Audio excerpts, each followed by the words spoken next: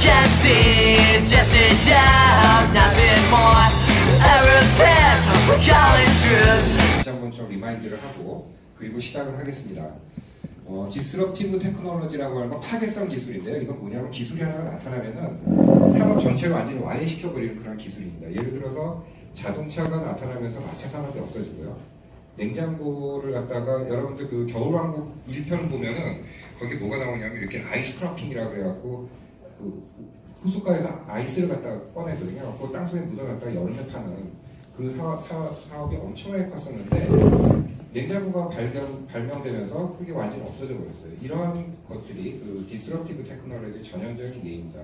근데 지금 제가 이 디스럽티브 테크놀로지 말씀드리려고 하는 이유는 블록체인이 그런 기술이기 때문에 그렇습니다. 그래서 디스럽티브 테크놀로지의 특징이 크리스텐센 그 하버드 대학 교수가 말하기를 처음에는 이렇게 서비스는 학품들이 정교하지가 못해요. 그리고 초창기 수익 창출이 굉장히 어려움이 있었고요. 그리고 제한된 사람들만이 관심을 가지고 있고, 하지만은 기존에 있는 그 시장하고 경쟁하는 게 아니라 새로운 시장을 만들어서 경쟁을 하고 있습니다. 굉장히 비슷하죠? 그리고 마지막으로 기존 산업을 완전히 와해시키면서 새로운 산업으로 핵심 미래 산업으로 등장을 하게 됩니다. 이것이 그 디스럽티브 테크놀로지의 특징이고요. 이거 블록체인이 이러한 형태라고 이 얘기는 좀 긍정적으로 나온 얘기인데 타겟이라는 백화점에서 미국 백화점에서 10대 그 소녀에 대한 그 임신 사실을 갖다 알려주고 그리고 거기에 대해서 그 프로모션을 하는 그러한 그 것을 보면서 이거는 빅데이터의 힘이다 그러면서 빅데이터 예측 넣고서 막 사람들이 환호하는데 저 같은 경우에 딸을 가진 아버지 입장에서 봤을 때 우리 딸이 지금 미혼모로 임신을 하고 있는데 그걸 세상이 다 알고 있고 기업체가 알고 거기에 대해서 떠들고 다닌다 그러면은 아마 뒤집어질 것 같아요. 이게 바로 개인 프라이버시에 대한 이슈입니다. 그러니까 이게 어디까지 지금 우리가 개인정보를 활용해야 되고 어디까지 우리가 이걸 막아야 되는지 프라이버시를 보호해야 되는지 여기에 대해서는 아직까지 굉장히 많은 문제점이 있어요. 근데 여기서 그 말씀드리고 싶은 건 뭐냐 결국 DID라는 것은 그걸 완벽하게 해결을 못 해주지만 완벽하게 해결을 못 해주지만은 이거를 할 수 있는 프레임워크는 제시를 해줄 수 있다는 겁니다. 그런 측면에서 DID 기술이 굉장히 중요한 기술이다라고 말씀을 드릴 수가 있습니다. 또 한 가지 그 굉장히 충격적인 내용들은 뭐냐면은 유럽 같은 경우에 굉장히 강하게 개인 프라이버시 보호를 갖다가 주장을 하고 있습니다. 반면에 그 중국이나 공산주의 국가 같은 경우에 굉장히 개인 프라이버시가 뭐가 중요해? 정권 유지가 중요하지. 이렇게 얘기를 하고 있습니다. 그래서 지금 보면은 상하이 그 국제공항에 가면은 전 그 방문객들을 갖다 안면 인식을 하면서 모든 사람들을 다 등록을 해놨어요. 그리고 모든 심지어 화장실, 기차역, 화장실은 왜 하냐면은 휴지를 많이 가져간대요. 그래서 안면 인식해갖고 잡아내려고 그러는데 화장실, 기차역 그리고 그 2억 개에 해당하는 CCTV가 계속 감시를 하고 있습니다. 특히 그 신장 지역에 있는 위구르족들 같은 경우에는 수백만 대가 CCTV가 있으면서 모든 사람들을 다 감시하고 있어요. 얼마나 무서운 세상입니까? 그렇죠? 자기에 대한 개인 프라이버시가 없는 거죠. 이러한 것이 극단적인 예이고 이런 것들을 갖다 우리가 어떤 식으로 잘 정보를 활용해서 모든 사람들의 그 인류 평화를 위해서 발전적 방향으로 사용을 하고 그러면서 내 프라이버시가 보호되는 그런 어떤 절충안을 갖다 어떻게 마련할 것이냐가 위반했을 때는 징벌적 가징금을 갖다 부여합니다. 굉장히 강력한 구체적인 것은 시간 관계상 생략을 하겠지만은 굉장히 강력한 프라이버시 보호법이 또 한쪽으로 가면은 우리가 프라이버시가 침해가 되고 굉장히 어려운 상황이 있는데 이러한 부분들을 세 개의 법이 통제를 하고 있는데 개념이 없이 그냥 철학이 없는 상태에서 만들어져 있어요. 그걸 갖다가 이쪽 법 쪽에 있는 사람들은 개방심이라고 부릅니다. 개인정보법, 정통관법, 신용정보법 그리고 개방심이라고 부르는데 이게 서로 충돌되는 내용들도 있고 중복되는 내용들도 있고 굉장히 많아요. 그래서 이 부분을 요번에 개정을 했습니다. 개정을 해서 신용정보법과 그 다음에 정통관법은 특별법으로서 이거는 약간 기능을 축소시키고 개인정보보호법을 좀 강화시키면서 여기서 총괄적으로 할 수 있는 그러니까 일종의 교통정리를 좀 한 거예요. 그러면서 여기서 이제 몇 가지 얘기들이 나오는데 그 중에 특징적인 것이 뭐냐면은 가명화를 시키는 거예요. 그러니까 익명을 시키면 이 사람 같은 누군지 이름을 막 지우고 데이터를 사용하는 거는 괜찮았어요. 동의를 받지 않았대요. 누가 누군지 모르니까. 근데 가명시켜도 어떤 특정한 목적에서 가능하다. 이것을 갖다 이번에 이제 그거 했으니라고. 이 가명화라는 것은 뭐냐면은 가명화가 중요한 게 뭐냐면 내가 의료 정보하고 금융 정보하고 이런 것들을 갖다 이렇게 매칭시켜서 사용할 수가 있다는 겁니다. 그러면 이게 어떤 의미에서는 좋은 의미에서는 예를 들어서 우리가 복지 정책을 쓰는데 대부분 이렇게 그 신용 파산자들의 거의 대부분이 어렵게 생활을 하다가 갑자기 근처에 있는 가까운 사람이 뭐 부모님이라든가 아니면 이런 사람들이 갑자기 큰 병이 걸렸을 때 집안도 날아가고 가산 탕진하고 막 이런 문제들이 많이 생기거든요. 그랬을 때 그걸 꼭 집어서 미리 알아주고 정부에서 복지 혜택을 딱 줄 수 있는 그런 것들이 가능해진다는 거죠. 가명 정보가 있으면 이러이러한 종류에 있는 사람들이 굉장히 취약한 계층이니까 우리가 좀 도와줘야 되겠구나. 이런 것들을 만들 수 있는 그런 것들이 가능하게 됩니다. 그래서 특정한 목적을 위해서 가명 정보를 해서 여러 데이터, 여러 통신 데이터, 전력 데이터, 의료 데이터, 금융 정보 데이터 이런 것들을 같이 연결시켜서 한꺼번에 360도를 볼 수 있는 그러한 것들을 가능하게 만들었다는 것이 좀 특징적인 거고요. 그 다음에 두 번째는 마이 데이터 업이라고 하는 것을 새롭게 정의를 내렸습니다. 이게 뭐냐면 자기 정보 통제권 또는 개인 정보 자기 결정권이라고 부르는데요. 자, 지금부터 예를 들어서 여러분이 네이버에다가 내 정보를 입력을 했어요. 그러면은 네이버에서는 이건 우리 데이터지, 우리 거야. 그리고 자기네들이 관리하면서 이렇게 하거든요. 근데 그것이 이제 더 이상 니네 게 아니야. 이거는 원주인 거야. 라고 얘기를 해주는 거예요. GDPR 같이 이렇게 엄격한 법에 의해서 구현이 되는 그러한 것들, 이렇게 엄격한 걸 어떻게 구현하지? 했을 때 마침 나타나는 것이 뭐냐면 Decentralized Identification이에요. 이거는 결국 뭐냐면 어떤 그 정부나, 그러니까 빅브라더라고 그러잖아요. 정부나 아니면 권력기관이나 기업이, 엄청난 기업들이 모든 정보들을 다 알고 관리하는 것이 아니라 블록체인 기반에서 분권화된 네트워크 기반에서 내 정보들이 오고 가면서 이 정보는 줘도 돼, 이 정보는 주지 마. 이거 내가 공개하기 싫은 정보야. 이런 부분들을 갖다가 내가 관리하면서 이 정보는 내가 주겠는데 이건 나의 유전자 정보는 조금 특이한 거니까 보상을 좀 받았으면 좋겠는데 이러한 것들. 니네도 그거 가지고 내 정보 가지고 돈 많이 벌잖아. 그러니까 그거에 대한 보상을 정당하게 요구할 수 있는 그러한 부분에 대한 관리가 DID라는 그 기술에 의해서 가능해졌다는 것이 오늘 제가 드리고 싶은 말씀입니다. 제가 좀 준비한 것이 그 다음에 몇 가지가 더 있기는 한데요. 시간이 벌써 요것만 좀 설명을 할게요. 우리가 이제 오늘 주제가 디지털 아이디잖아요. 그 디지털 아이디에는 세 가지 유형이 있습니다. 첫 번째는 여러분들이 구글이나 이런 데 들어가면은 유저 아이디 치고 패스워드 치죠. 그것이 이제 첫 번째 형태입니다. 그리고 두 번째 형태는 뭐냐면은 어떠한 인증기관이 있어요. 그래서 외부에 있는 그 USB를 꼽아가지고 그 패스워드하고 유저를 치고, 그러니까 공인인증서죠. 쉽게 얘기해서 하드웨어적인 것들을 갖다 집어넣어가지고 제3자가 인증을 해준 거. 금융결제원이나 아니면 다른 어떤 기관에서 인증을 해줘갖고 내가 나임을 증명하면서 금융거래를 하는 거. 이것이 두 번째 형태고요. 그 다음에 세 번째 마지막 가장 진화된 형태의 모습이 바로 Decentralized Identification, DID입니다. 그래서 DID는 일단 누가 이렇게 소유하는 것이 없어요. 블록체인상에 그냥 돌아다니기 때문에 어느 누구도 소유할 수도 없고 위조 변조도 못해요. 그리고 정부 권력기관이 와갖고 이 블록체인 깨려고 해도 못 깨요. 이런 특징들을 가지고 있습니다. 그러면서 내가 그 정보를 갖다가 완벽하게 소유를 하면서 필요한 정보들만 골라서 상대방한테 줄 수 있는 그런 특징들을 가지고 있는 것이죠. 그래서 지금 여기서는 오아시스, 그리고 월드와이드 웹 컨소시엄, IETF, DIF, 소브리, 에버님 이러한 기관들이, 협회들이 지금 이 DID를 위해서 표준화 작업을 많이 하고 있습니다. 각각의 굉장히 큰 특징들을 많이 가지고 있는데요. 전 세계적으로 지금 이걸 하면서 규율화를 만들려고 그러고 있어요. 사실 인터넷이 처음 나왔을 때 사람들이 굉장히 웃었거든요. 야, 이거 뭐 옛날에 우리 텔레그램 정보 치는 거하고 뭐가 차이가 나? 컴퓨터끼리 통신하는 건데. 그랬는데 인터넷이 성공한 이유 중에 가장 큰 이유는 뭐냐면은 HTTP라고 하는 전 세계적으로 공용하는 프로토콜이 만들어졌기 때문에. 만일 DID가 이런 어떤 세계적인 표준이 만들어지게 되면 그 다음부터 전 세계가 하나의 아이디로서 내가 마음대로 돌아다닐 수 있는 세상이 올 수 있다는 것입니다. 그런 것이 그 앞으로 미래를 갖다 바라볼 수 있는 시간이 되고요. 뭐 요즘 최근에 이제 나온 게 마이크로소프트사에서 그 분산 아이디를 가지고 와갖고 야, 여기 우리한테 가입해. 그러면은 뭐 G마켓, 옥션 뭐 모든 데 하나의 아이디로서 그냥 다 일단 할 수 있어. 이렇게 지금 얘기하면 생각만 해도 굉장히 좋잖아요. 그렇죠?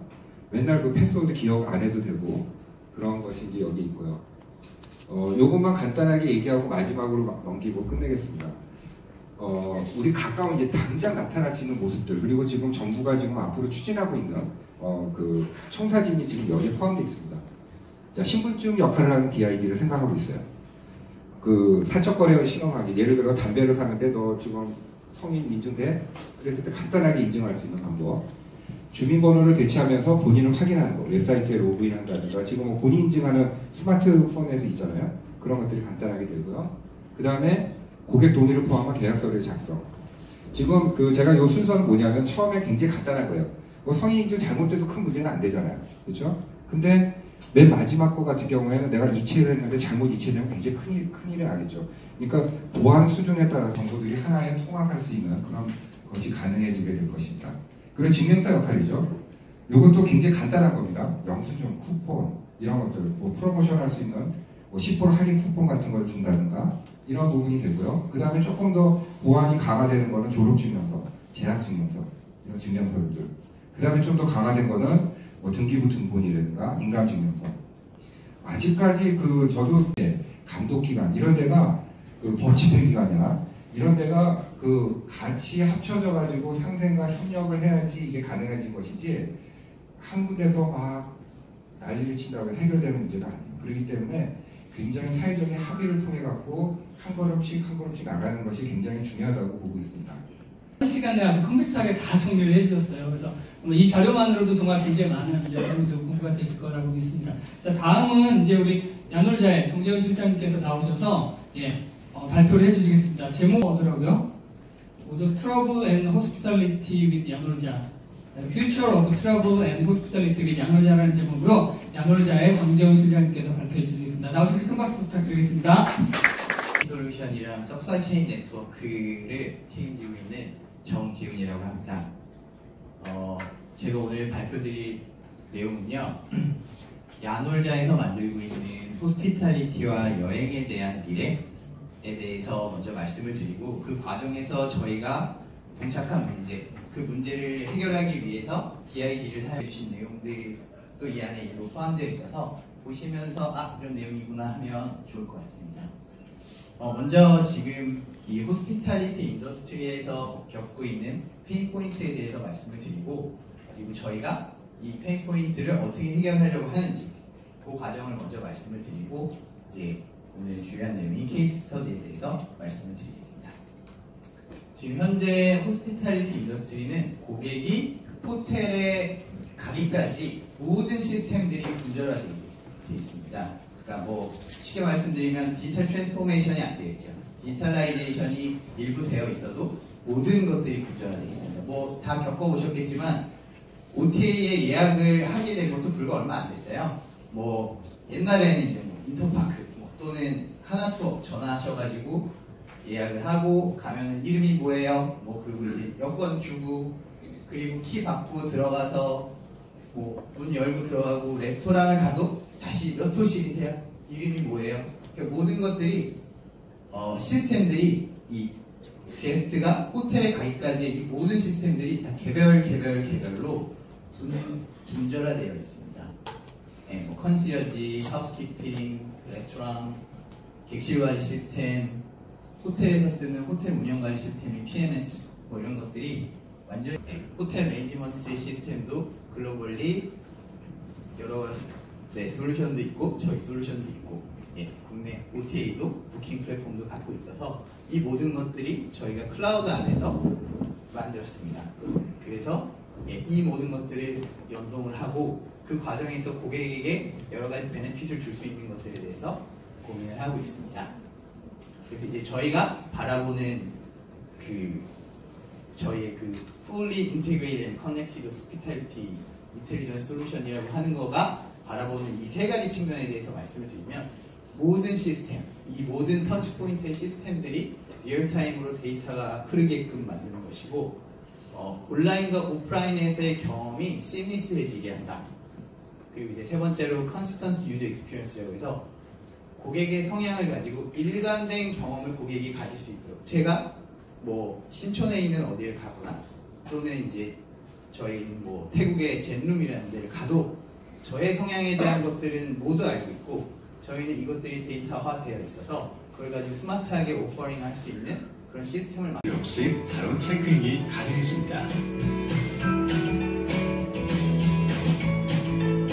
와이플럭스 키오스크를 이용하면 예약 확인과 객실 배정, 신분증 확인을 포함한 모든 체크인 절차를 QR코드 스캔으로 단 5초 만에 쉽고 간편하게 끝낼 수 있습니다. 예약 없는 현장 방문 시에도 키오스크의 안내에 따라 셀프 객실 구매와 등록이 가능합니다. 투숙 중에도 더 필요한 서비스와 물품은 와이플럭스 밴딩 머신에서 언제든지 원하는 시간에 추가 구매가 가능합니다.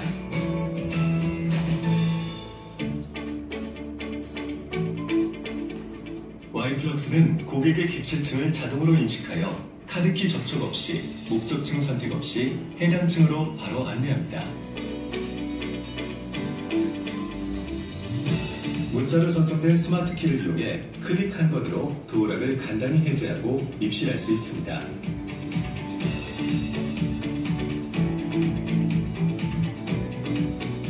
와이플럭스 AI 컨시어지 서비스를 이용해 내 스마트폰과 음성 명령으로 세계 어디서나 나의 모국어를 이용해 객실 내부의 온도와 조명, 공기청정기, TV 등을 간편하게 조절할 수 있습니다. 침대 위에서 여유롭게 룸서비스도 신청할 수 있습니다. 현지 언어를 몰라도 전화로 일일이 물어보지 않아도 간편하게 원하는 메뉴를 선택해 주문할 수 있습니다.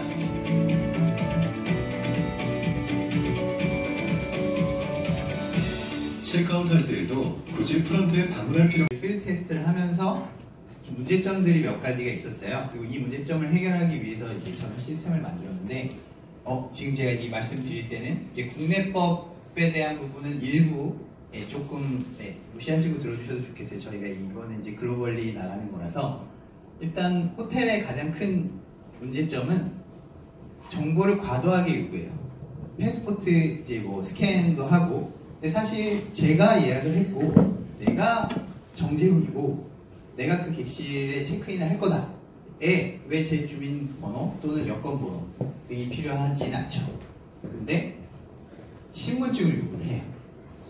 일단 이 부분이 굉장히 불편할 수 있죠. 혹시 뭐 어떻게 될지 모르는 거잖아요. 제 주민번호를 외우고 있을 수도 있고, 또는 여권번호를 외울 수도 있는 거고, 그리고 또 그 과정에서 체크인의 과정에서는 이제 뭐 개인정보 동의, 그리고 뭐 스캔 복사하고, 뭐 패스포트 복사하고, 이름이 또 예약을 했는데 예약번호가 뭐 바우처 주세요. 뭐 이 과정이 되다 보니까 인기 있는 호텔에 체크인 시간이 되면 뭐 최악의 경우는 1시간도 기다려본 적도 있어요. 저도 이 과정들에서 이제 저희는 이걸 이제 해소하기 위해서 키오스크라는 시스템을 도입을 하고, 그 과정에서 저희가 고민을 하는 부분이 DID와 셀프 소버린 아이덴티티, 자기 주권 신원 인증이라는 그것을 도입하려고 하고 있고요. 일부 지금 여러 가지 움직임과 같이 개발을 하고 있는 포인트입니다. 그래서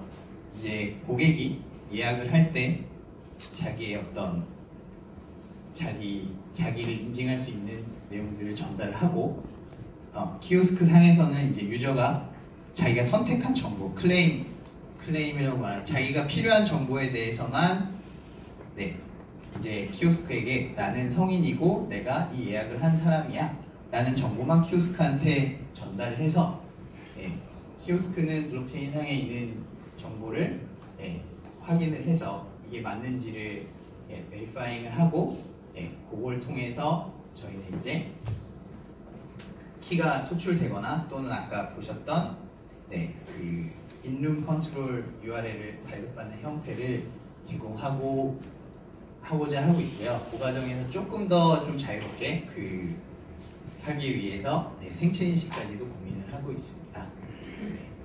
지금까지 뭐 이런 그 과정에서 이제 입실을 하는 체크인 과정이 있고요. 체크인을 하는 과정도 고객 비대면을 하고 객실로 입실해서까지도 뭔가 전화 또는 이제 서로 만남이 없이 할 수 있는 포인트를 저희가 만들어내기 위해서 객실 제어와 컨시어지 같은 것들을 모바일을 통해서 할 수 있도록 만들었습니다. 그래서 이거는 이제 일단 저희가 IoT의 고객이 어떻게 행동하는지 모르고 있는 좀 새로운 시각을 주실 수 있을 것이라고 기대합니다. 예, 나오셨습니다. 큰 박수 부탁드리겠습니다. 예. 주제는 글로벌 한인 공동체 소통 및 협업 강화를 위한 디지털 광장 모바일 플랫폼과 마이아이디 협업 강화. 좀 깁니다.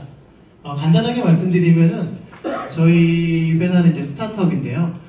저희가 지향하는 부분이 전체 글로벌하게 분포되어 있는 한인 공동체에 그들만이 서로 소통할 수 있는 어떤 모바일 플랫폼을 저희가 제공하는 사업을 하고 있습니다. 그럼 그런 것들 중에 한인들이 지금 재외동포라는 명칭으로 분포가 되어 있어요.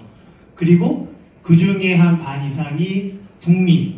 북미라고 하면 이제 미국과 캐나다를 얘기하고요. 남아시아 태평양, 유럽. 지금 글로벌하게 타겟을 잡은 게 이제 북미, 여기 표시된 북미, 남아시아 태평양, 유럽을 주요 타겟으로 지금 비즈니스를 전개를 하고 있습니다.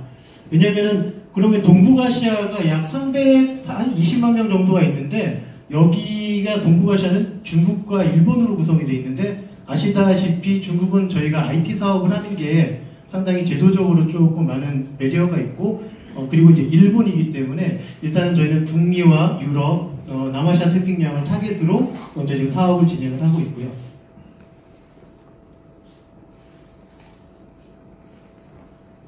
그리고 이 중에서 북미 대륙 중에 미국을 보면은 전체 한 250만 명의 한인들이 분포되어 있습니다. 그리고 그 중에 이제 뉴욕, 시카고 이런 주요 도시들이 있는데 여기에는 전체 미국 내 1개의 대사관과 9개의 총 영사관이 있는데 이 영사관들이 포진되어 있는 어떤 리전을 중심으로 해서 저희가 지금 현재 비즈니스를 전개를 하고 있습니다.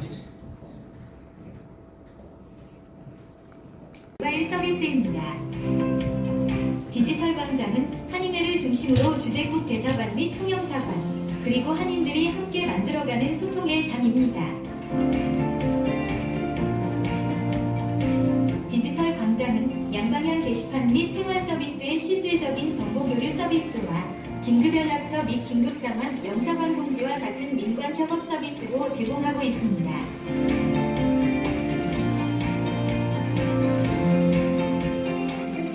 메인 메뉴의 롤링 배너는 외부 사이트 및 별도 페이지로의 링크 구성이 가능하며 관리자 페이지를 통해 손쉽게 관리가 가능합니다.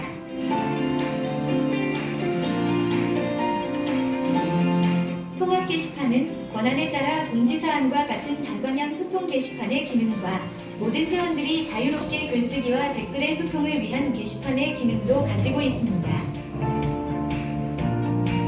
또한 직관적인 UI를 통해서 이미지와 문서 파일을 손쉽게 사용할 수 있으며 사용자 취향에 맞게 목록형과 피드형의 디스플레이 타입을 제공합니다.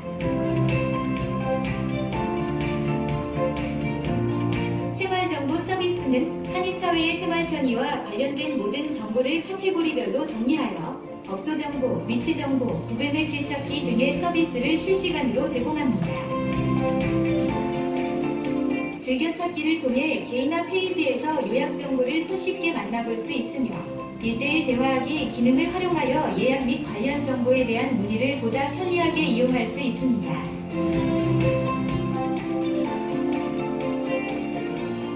중고거래 장터는 사용자에게 손쉬운 장터 기능을 제공합니다. 직관적인 UI를 채택하여 상품 정보를 한눈에 알 수 있으며 판매자와의 1대1 채팅 및 댓글 기능을 활용하여 보다 편리하게 중고 물품을 거래할 수 있습니다.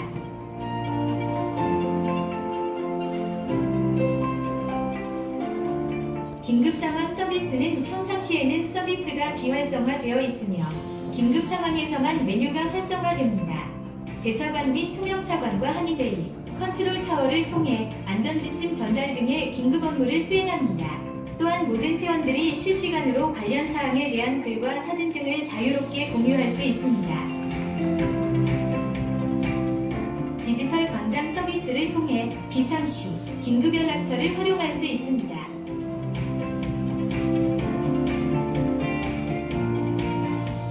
커뮤니티 서비스는 누구나 자유로운 주제로 고유의 카페를 만들 수 있으며 회원은 가입 요청 및 승인 과정을 통해 커뮤니티에 참여할 수 있습니다. 다양한 주제의 커뮤니티 활동을 통해 협업과 소통의 영역을 넓혀보세요.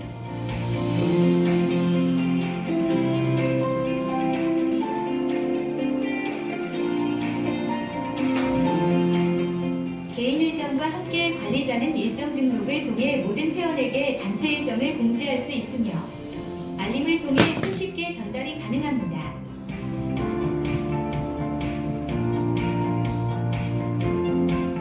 총영사관 공지사항은 주재국의 총영사관 및 대사관에서 전달하는 공지사항을 알람을 통해 실시간으로 전달해 드립니다.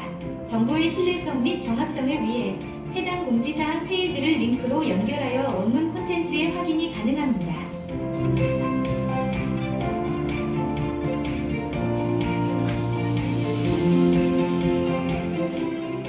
휴대폰에 저장된 번호를 통해 앱을 다운로드 받을 수 있는 링크를 전달할 수 있습니다.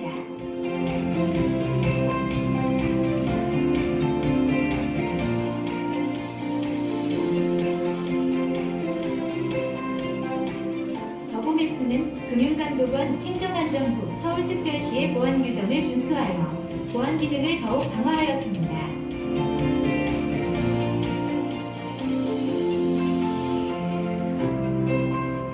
또한 클라우드 센터의 첨단 시스템을 활용하여 2중, 3중의 보안 체계를 유지하고 있습니다.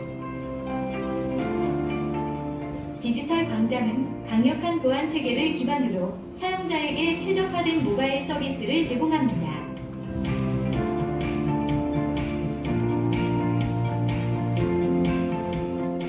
제외한인회를 위한 디지털 광장 서비스는 소통 편의성, 정보 접근성 및 협업 효율성에서 이미 향상된 효과를 입증하고 있습니다.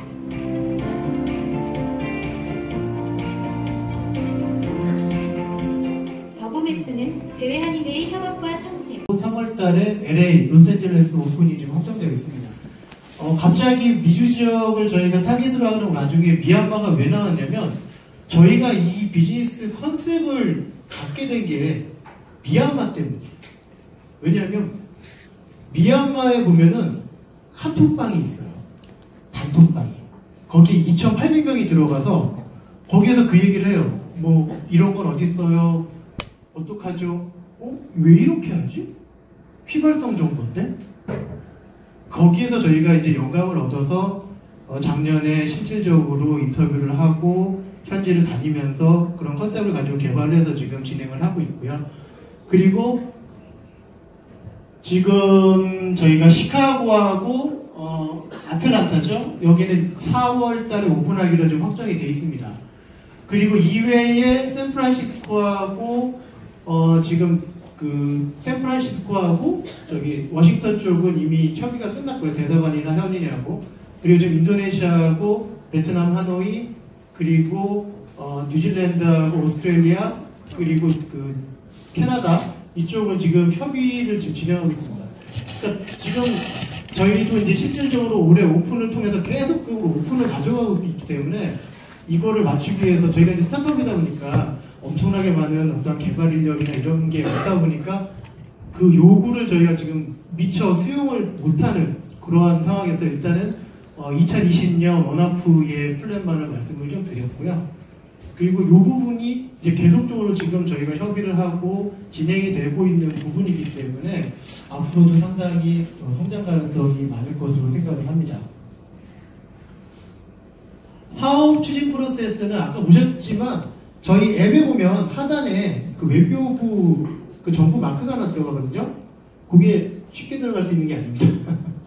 그래서 외교부의 어떤 재외동국가의 지원을 받고 아니면 해당국 주재국 또 나라에 따라서 대사관이 될 수도 있고 리진에 따라서 총영사관이 될 수도 있고요. 그래서 그런 협의를 하고 그리고 거기에 이제 저희가 타겟을 하는 지역 대표 한인회 어떤 타겟의 기준을 가져가냐면 그 한인회의 그 지휘성은 대한민국 대통령이 그 지역을 가서 한인 만찬을 했을 때의 오너십을 가져가는 조직 그래야 그 조직이 총영사관과 대사관과의 긴밀한 연대성을 가져가고 비상시에 컨트롤타워의 역할을 할 수 있기 때문에 저는 그러한 기준점을 가져가고 있고요.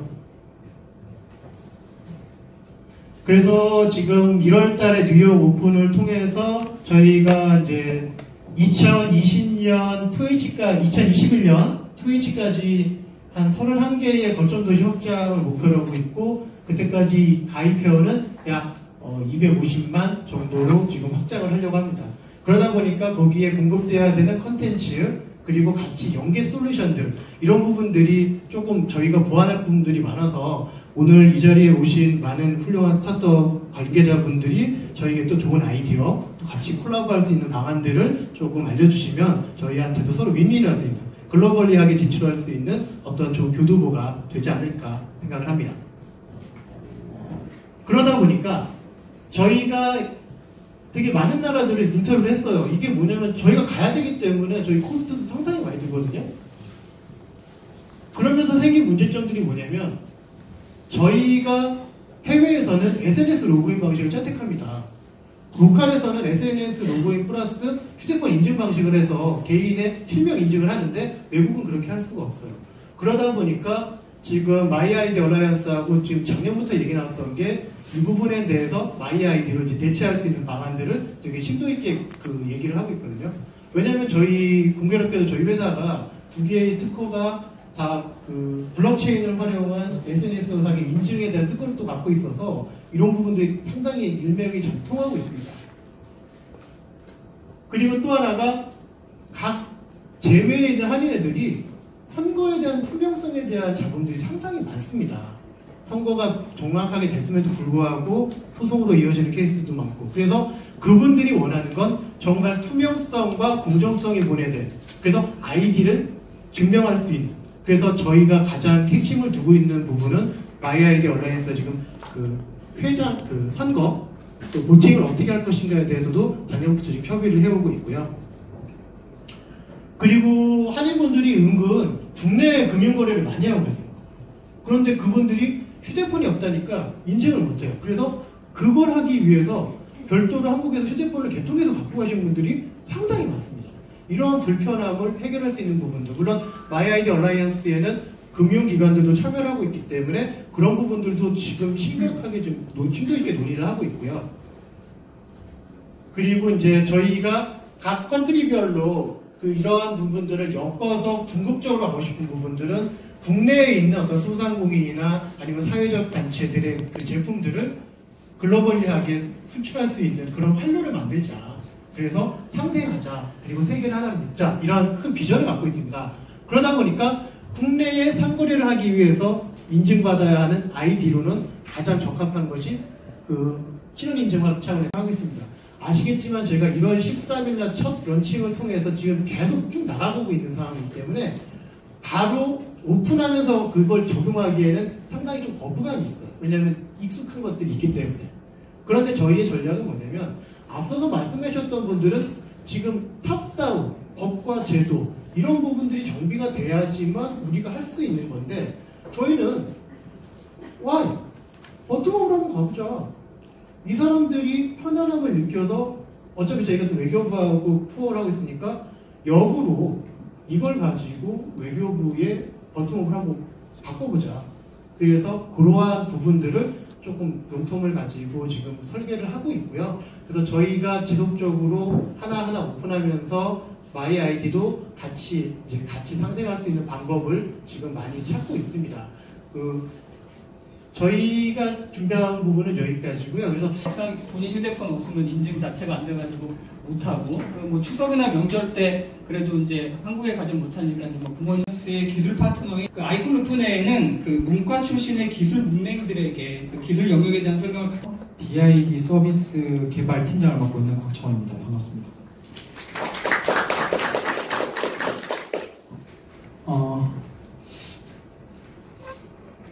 오늘 어떤 사항을 공유할까 고민하다가 현재 아이콘오프가 DID 기반으로 대략 한 1년 반 정도 한 것 같아요. 1년 반 정도 지나오면서 해왔던 것들에 대해서 간단하게 공유드리면 어떨까 싶어서 그 사항을 준비했습니다. 참고로 저는 영상이 없고요. 조금 더 좀 의미 있는 수익을 올려서 내년에는 좀 더 훌륭한 영상 작업도 좀 준비하도록 하겠습니다. 일단은 맨 처음 시작한 거는 2018년 하반기쯤에 저희들이 WCC DID 2018년 11월에 W3C DID 메소드 레지스트리에 등록을 했습니다. 그 당시 뭐 국내에서는 최초였고요. 세계적으로도 상당히 이런 시기에 사실 저희들이 관심을 가지고 준비를 해왔습니다. 그 다음은 이렇게 준비된 것을 바탕으로 작년 7월달에 출시했는데요.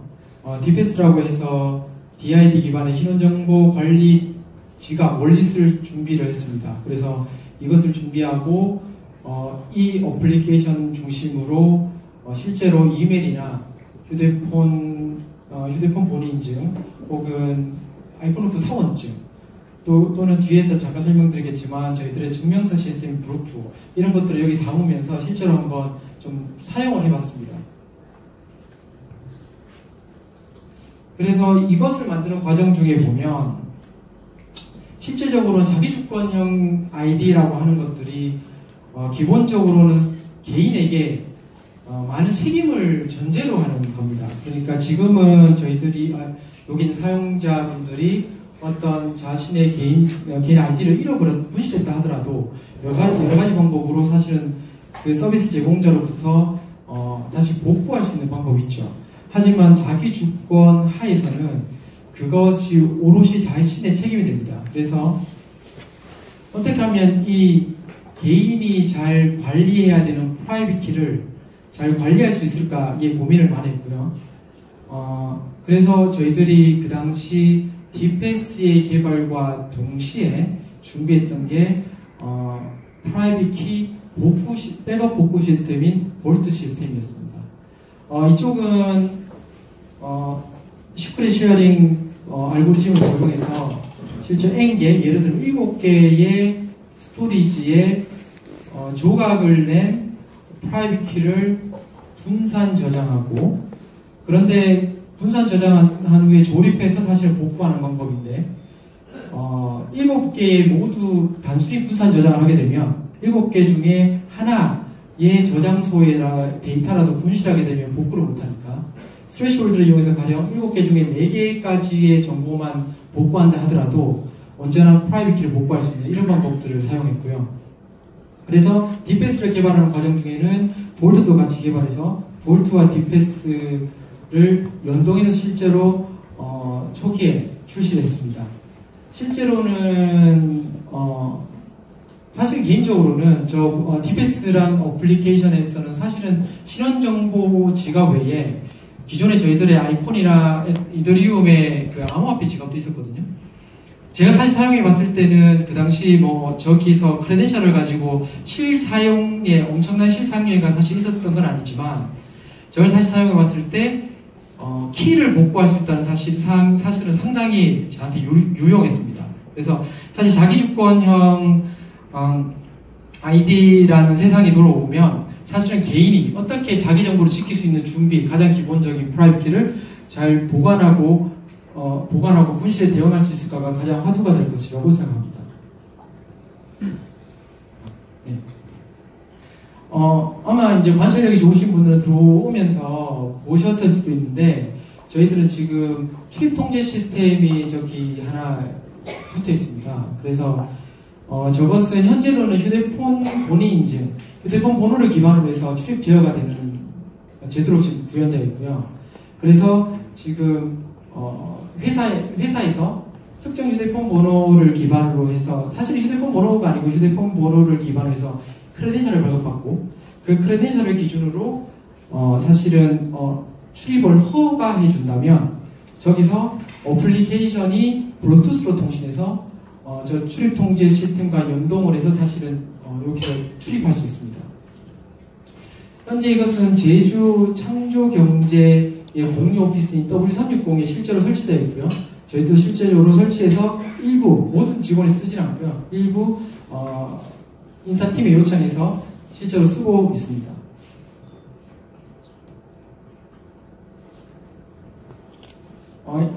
이것은 플로우 다이어그램인데요. 실제 아까도 말씀드린 것처럼 현재 저희 방식은 전화번호를 이용해서 지금 사용하고 있는데, 그 외에도 사실은 지금 방문증 받으셨잖아요.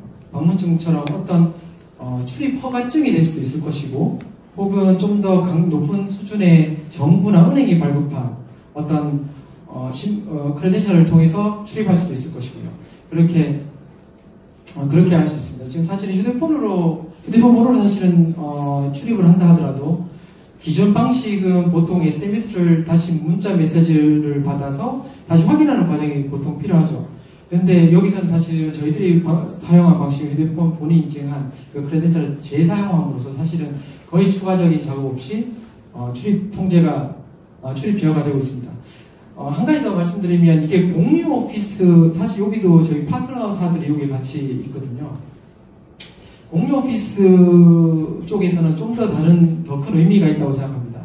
가령 보통 출입 제어를 할 때 지금도 대부분의 공유 오피스 회사는 사실 웬만한 개인정보를 다 가지고 있습니다. 그 입주사들의.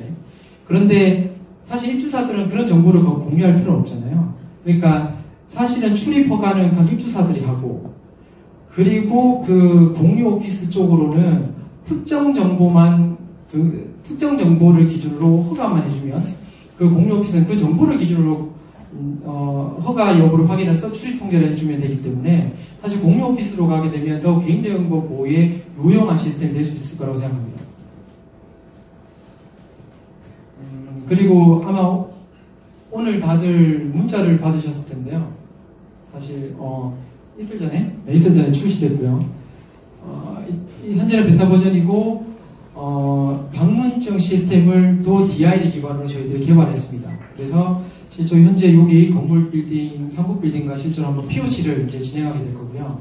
아마 오늘이 첫날입니다. 네, 그래서 POC를 진행하게 될 것이고, 그래서 계속 이쪽도 DID 기반으로 방문증 시스템을 계속 개발하고 발전시킬 생각입니다. 예, 이제 마지막입니다. 사실은 브루프는 처음에는 DID와 관계없이 블록체인 기반으로 어떻게 위변조가 안 되고 자신의 증명서를 잘 관리할 수 있을까라는 측면으로 별도의 트랙으로 사실 준비를 하고 있었습니다. 사실 블록체인의 장점을 이용하고 싶었던 거죠. 그런데 실제로 만들고 나니 시험 삼아 사실은 만들긴 했는데 계속 문의가 들어오고 있고 수요가 증가하고 있습니다. 실제로 좀 이 서비스를 만들고 보니 진본 확인 시스템이나 이런 것까지 다 연동해서 각 업체들이 증명서를 관리하는 것도 버든이라 그런 것들이 잘 안 되어 있고, 저희들과 협업하는 것을 바라는 업체들이 많더라고요. 그래서 지금 계속 이쪽도 계속 개발하고 있는 중이고요. 이쪽이 처음에는 이렇게 시작했다가 DID와 함께 이쪽도 이 증명서를 크레덴셜화하고 각 이슈어들의 DID를 발급받게 해서 좀 더 이쪽도 기술적으로 DID와 연동하게 돼서 저희들 DID 쪽 제품 라인과 브루프도 시너지가 되기 위해서 통합한 개발이 될 수 있도록 지금 계속 준비 중입니다. 네, 현재 지금까지 한 1년 반 정도의 저희들의 작업들을 간략하게 소개드렸고요. 지금 현재까지 저희들이 걸어왔듯이 앞으로도 DID 기반으로 좀 더 현재까지 불편했던 부분, 그리고 현재 문제가 됐던 개인정보 보호, 되는 개인정보 보호 측면에서 좀 더 안전하고 현재까지 아까 뭐 깔고 있었지만 좀 불편한 부분들을 개선시키면서 DID가 삶에 많은 도움이 될 수 있도록 계속 노력해 이슈가 된 적들도 많이 있었는데 그런 부분들을 블록체인을 해결할 수 있는 방안으로 이제 많은 고민을 거쳐서 벌써 이제 버전이 이제 계속 업그레이드돼서 나와 있거든요. 관심 있는 분들 보시면 될 것 같고 아니라 이제 이통사 중심으로 진행되고 있는 이제 이니셜 연합도 있고 그 다음에 우결원과 뭐 라우시 기업과 함께하고 있는 게 DID 얼라이언스 코리아도 있고 이렇게 연합분들을 구성해서 지금 굉장히 이제 DID 쪽에 이제 굉장히 경쟁들이 되게 심화되고 있는데 이제 뭐 각각이 갖고 있는 특성들이 있고 잘하는 부분도 있고 부족한 부분들도 있고 저희도 마찬가지지만 특별히 마이아이디 얼라이언스가 다른 DID 연합분들에 비해서 어떤 부분들이 좀 차별화되어 있고 또 여기 계신 분들에게 어떠한 베네핏을 줄 수 있는지에 대한 것들을 설명을 좀 간단하게 드리고자 합니다. 일단 왜 마이아이디 얼라이언스인가 하는 부분들 크게 이제 4가지로 제가 좀 정리를 해봤습니다. 첫 번째 이제 독점적인 사업성이라는 부분들은 단어가 조금 좀 이상하긴 한데 이제 금융위원회 이제 샌드박스를 통해서 이제 독점적인 라이센스를 획득했다는 측면인데요. 이거는 뭐냐면 그 금융위원회에서 샌드박스를 통해서 이제 혁신금융 서비스로 지정된 부분들이 지금 혁신금융 서비스가 이제 굉장히 많이 한 60개, 70여 개 정도 있는데 그 중에 이제 하나로 지금 이제 선정이 되어 있는 부분들인데요.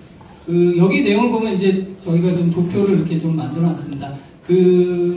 금융실명법과 전자금융거래법이라는 사실 이제 2가지 법이 금융법상에서 이제 비대면 거래를 하는 데 있어서 굉장히 중요한 관련 법규인데 예를 들면 이제 금융실명법상에 비대면 금융거래가 필요한 예를 들면 비대면 계좌개설이라든가 또 해외 송금할 때에 이제 KYC, 그 다음에 뭐 비대면 다른 여러 가지 금융상품 가입이라든가 이런 여러 가지 비대면들이 필요한 어떤 금융활동들이 있고, 그 다음에 전자금융거래법상에서는 여러 가지 이제 접근 매체들, 그러니까 예를 들면 뭐 OTP를 재발급한다든가, 공인인증서를 갱신한다든가, 사실 이럴 때마다 다 복잡한 인증 절차를 거치게 돼 있어요. 현재는 여러분들 해보시면 주민등록증이라든가 신분증 사진을 찍어서 올려야 되는 부분들이 있고, 그리고 본인 OTP 번호 올리고, 뭐 휴대폰 본인 인증법에 여러 가지 것들이 있습니다. 이제 그런 부분들에 있어서 이제 마이아이디를 통해서 DID 솔루션을 통해서 그런 모든 복잡한 인증들을 간소화하고 블록체인을 통해서 이제 투명하고 또 안전하게 할 수 있는 부분들로 해서 저희가 이런 범금융권에서 저희가 이런 DID를 살 수 있는 거의 국내 유리한 DID라고 말씀드릴 수가 있습니다. 그래서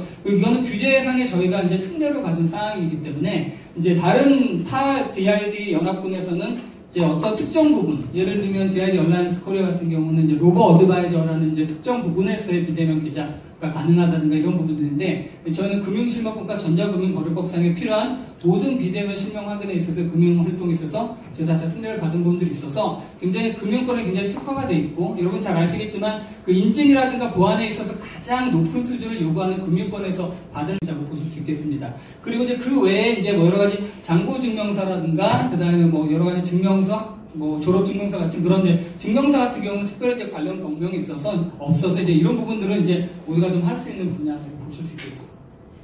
그래서 이제 두 번째로는 이제 안정적인 기술력이라고 할 수 있는데 이제 아까 전에 이제 방금 전에 저희 이제 곽창원 팀장님도 말씀하셨듯이 특별히 이제 그 아이콘 루프의 자체 기술인 루프체인을 기반으로 해서 그리고 이제 되면 그런 되게 다양한 DID에 대한 사업들을 시도하고 그다음 그런 것들을 선도적으로 진행할 수 있는 그런 사업적 환경이 구축되어 있다고 말씀드릴 수 있겠습니다. 그리고 이제 마지막으로 이제 저희의 이제 강력한 지원 조직이고 저희가 정말 되게 자랑스럽게 말씀드리는 이제 저희 자문위원회 구성인데요. 보통 다른 데서 자문위원회 하면은 그냥 뭐 이름만 걸거나 이제 이렇게 생각하실 수도 있는데 저희는 이제 그렇지 않고 여러분 잘 아시는 이제 이현재 전 경제부총리를 비롯해서 우리 신재현 전 금융위원회 위원장님 그리고 이종구 변호사님 그리고 오늘 강의를 해주신 서강대 이군희 교수님과 그 다음에 스타트업계에서는 아주 너무나 잘 알려진 분들 임정욱 센터장님 등등 이런 분들이 그냥 이름만 걸어주지 않고요. 여러 가지 규제 환경에서 어떻게 해결해 나갈지 그 다음에 또 사업적인 부분에서 어떤 전략들이 필요한지에 대해서 정말 되게 구체적이고 아주 전략적인 그런 조언들을 해주고 계시고요. 또 이러한 것들을 바탕으로 해서 마이아이디 얼라이언스에 나와 있는 여러 파트너사들이 어떤 사업 전략을 같이 가져갈 수 있는지에 대해서 굉장히 진지하게 고민을 해주고 있고 실질적으로 그런 부분에 있어서 많은 조언들과 또 실질적인 도움을 주시고 계십니다. 그래서 이런 부분들까지 고려해서 저희가 이렇게 크게 이제 4가지로 저희가 갖고 있는 장점들을 여러분들이 말씀드릴 수 있겠고요.